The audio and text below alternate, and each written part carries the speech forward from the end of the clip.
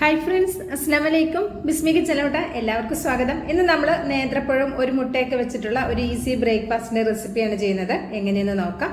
ഇത് ബ്രേക്ക്ഫാസ്റ്റ് ആയിട്ട് മാത്രമല്ല, നമുക്ക് ഇത് സ്നാക്ക് ആയിട്ടും ഉപയോഗിക്കാവുന്നതാണ്. 4 മണി ചായക്കൊപ്പമൊക്കെ നല്ല അടിപൊളി കോമ്പിനേഷനാണ്. അപ്പോൾ ഇത് ഈ ഒരു നേന്ത്രപ്പഴത്തിന്റെ തോലൊക്കെ കളഞ്ഞതിന് ശേഷം നമുക്ക് മിക്സിയുടെ ജാറിലേക്ക് ഇതുപോലെ ഒന്ന് കട്ട് ചെയ്ത് ചേർത്ത് കൊടുക്കാം. നല്ല പഴുത്തിട്ടുള്ള പഴമാണെങ്കിൽ കൂടുതൽ ടേസ്റ്റ് കൂടുതലായിരിക്കും കേട്ടോ. അപ്പോൾ ഇത് അത്യാവശ്യം നല്ലോണം പഴുത്ത പഴമാണ്. പിന്നെ തോലൊക്കെ കറുത്തു പോയിട്ടുള്ള പഴവും ഇതിനായിട്ട് ചെയ്യാവുന്നതാണ്. ഇതിലേക്ക് ഒരു 2 ടേബിൾ സ്പൂൺ മധുരത്തിന് ആവശ്യമായ പഞ്ചസാരയും 250 ml കപ്പിൽ 1 കപ്പ് പാലും ചേർത്തിട്ട് നന്നായിട്ടൊന്ന് അടിച്ചെടുത്തിട്ടുണ്ട്. ഇത് നമുക്ക് ഇതേപോലെ ഒരു ബൗളിലേക്ക് ഒഴിച്ചു കൊടുത്തിട്ടുണ്ട്. ഇനി ഇതിലേക്ക് ഞാൻ ചേർത്ത് കൊടുക്കുന്നത് ഒരു കോഴിമുട്ടയാണ്. മുട്ട ഇതിലേക്ക് ചേർത്ത് കൊടുക്കാം. പിന്നെ ഇതിലേക്ക് നമുക്ക് ഏലക്കയുടെ പൊടി ചേർത്ത് കൊടുക്കാം. ഫ്ലേവറിനായിട്ട് ഏലക്കയുടെ പൊടി ചേർക്കാം. നിങ്ങൾക്ക് പൊടി കയ്യിലില്ല, വാനില എസൻസ് ആണ് കയ്യിലുണ്ടെങ്കിൽ വാനില എസൻസ് ചേർത്ത് കൊടുത്താലും മതി. ഇനി ഇതിലേക്ക് ഒരു പിഞ്ച് ഉപ്പ് ചേർത്ത് കൊടുക്കുന്നുണ്ട്. മധുരം ബാലൻസ് ചെയ്യാൻ ആവശ്യമായ ഉപ്പാണ് ചേർത്ത് കൊടുത്തിട്ടുള്ളത്. ഇനി ഇതിലേക്ക് ഒരു 2 പിഞ്ച് മഞ്ഞൾപ്പൊടി ചേർത്ത് കൊടുക്കുന്നുണ്ട്. എന്നിട്ട് ഇതെല്ലാം കൂടി നന്നായിട്ടൊന്ന് മിക്സ് ചെയ്തെടുക്കാം. മഞ്ഞൾപ്പൊടി ചേർക്കുന്നത് ജസ്റ്റ് ഒരു മഞ്ഞ കളർ കിട്ടാൻ വേണ്ടിയിട്ട് മാത്രമാണ് കേട്ടോ. അപ്പോൾ നിങ്ങൾക്ക് താല്പര്യം ഉണ്ടെങ്കിൽ ചേർത്താൽ മതി. ഇതിലേക്ക് നമ്മൾ അപ്പസോഡയോ അല്ലെങ്കിൽ ബേക്കിംഗ് പൗഡറോ ഒന്നും ചേർക്കേണ്ട ആവശ്യമില്ല. മുട്ട ചേർത്താൽ തന്നെ നല്ല സോഫ്റ്റ് ആയിട്ട് വന്നോളൂ. ഇനി ഇതിലേക്ക് ഞാൻ 250 ml കപ്പിൽ 1/2 കപ്പ് ഫ്രഷ് ആയിട്ട് ചിരകി എടുത്തിട്ടുള്ള തേങ്ങയാണ് ചേർത്ത് കൊടുക്കുന്നത്. ഇപ്പോൾ തേങ്ങയുടെ അളവ് ഒരല്പം കൂടി കൂടിയാലും കുഴപ്പമൊന്നുമില്ല, ടേസ്റ്റാണ്. പിന്നെ ഒരു 1/2 കപ്പ് റവ എടുത്തിട്ടുണ്ട്. അതുപോലെ തന്നെ 1 കപ്പ് മൈദയും എടുത്തിട്ടുണ്ട്. റവ വറുത്തതോ വറുക്കാത്തതോ ആയ റവ നമുക്ക് യൂസ് ചെയ്യാവുന്നതാണ്. മൈദ കുറച്ച് ചേർത്ത് മിക്സ് ചെയ്യുക, പിന്നീട് ബാക്കിയൂടെ ചേർത്ത് കൊടുക്കുക. അങ്ങനെ 1/2 കപ്പ് റവ, 1/2 കപ്പ് തേങ്ങ, 1 കപ്പ് മൈദ എന്ന അളവിലാണ് ഒരു നേന്ത്രപ്പഴം ഒരു മുട്ട എന്നുള്ള കണക്കിൽ ചേർത്ത് കൊടുക്കേണ്ടത്. ചേരുവകൾ അധികം എടുക്കുന്നുണ്ടെങ്കിൽ എല്ലാ ചേരുവകളും അധികം എടുക്കാൻ ശ്രദ്ധിക്കണം കേട്ടോ. അപ്പോൾ ഒരു ചേരുവ മാത്രം അങ്ങനെ അധികം എടുക്കരുത്. അപ്പോൾ നമ്മൾ കൂടുതലായിട്ട് ഉണ്ടാക്കുമ്പോൾ എല്ലാ ചേരുവയും അതിനനുസരിച്ചിട്ട് കൂട്ടിയെടുക്കാനും ശ്രദ്ധിക്കുക. ഇതേപോലെ നന്നായിട്ട് മിക്സ് ചെയ്തെടുത്തിട്ട് ഒരു 10 മിനിറ്റ് ഞാൻ റെസ്റ്റ് ചെയ്യാൻ വെക്കുന്നുണ്ട്. റെസ്റ്റ് ചെയ്യാൻ വെക്കുന്നത് റവ ചേർത്തത് കൊണ്ടാണ്.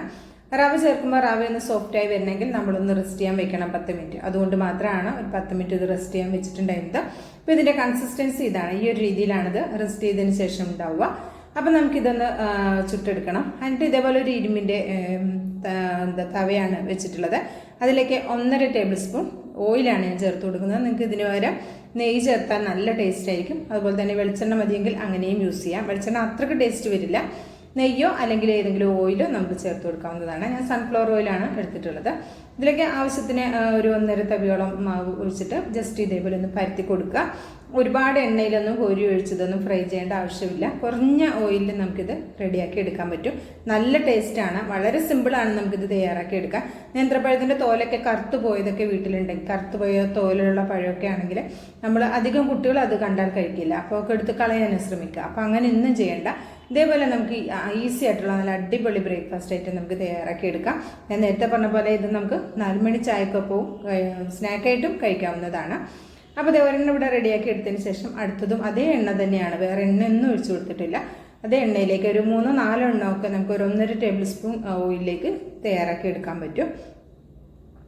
നെയ്യിലാണ് തയ്യാറാക്കുന്നതെങ്കിൽ 1 ടേബിൾ സ്പൂൺ നെയ്യ് ചേർത്ത് കൊടുത്താൽ മതിയാകും. ഇതേപോലെ നമുക്ക് ബാക്കിയുള്ളതും റെഡിയാക്കി എടുക്കാം. അപ്പോൾ നിങ്ങൾക്ക് ഇതിലേക്ക് നട്ട്സ് ഒക്കെ വേണമെങ്കിൽ അങ്ങനെയും ചേർത്ത് കൊടുക്കാം കേട്ടോ. ഇടയിൽ കടിക്കാൻ കിട്ടുമ്പോൾ നല്ല ടേസ്റ്റിയാണ്. അപ്പോൾ അതേ മുഴുവനും ഞാനിവിടെ ഇത് റെഡിയാക്കി എടുത്തിട്ടുണ്ട്. ഇതൊരെണ്ണം ഞാനിത് പൊട്ടിച്ച് കാണിച്ചു തരാം. വളരെ സിമ്പിളായി ചെയ്തെടുക്കാവുന്ന നല്ല ടേസ്റ്റി ആയിട്ടുള്ള ഒരു അടിപൊളി ബ്രേക്ക്ഫാസ്റ്റ് ആണ്. ഇഷ്ടമായിട്ടുണ്ടെങ്കിൽ ഒന്ന് ട്രൈ ചെയ്ത് നോക്കണം. അഭിപ്രായം അറിയിക്കണം. ലൈക്കും ചെയ്യണം കേട്ടോ. ബിസ്മി കിച്ചൺ യൂട്യൂബ് ചാനൽ സബ്സ്ക്രൈബ് ചെയ്ത കാണുന്നതിൻ്റെ എല്ലാ കൂട്ടുകാരും ഒന്ന് സബ്സ്ക്രൈബ് ചെയ്തിട്ട് അടുത്ത് വരുന്ന ബെല്ലൈക്കൺ ഒന്ന് എനേബിൾ ചെയ്ത് വെക്കാൻ മറക്കരുത്. എന്നാൽ മാത്രമേ നമ്മളിടുന്ന വീഡിയോസിൻ്റെ നോട്ടിഫിക്കേഷൻ നിങ്ങളിലേക്ക് കറക്റ്റ് ആയിട്ട് എത്തുള്ളൂ. ഇൻഷാ അല്ലാഹ് അടുത്തൊരു അടിപൊളി വീഡിയോ ആയിട്ട് എത്തുന്നവരേക്കും എല്ലാവർക്കും നന്ദി, നമസ്കാരം.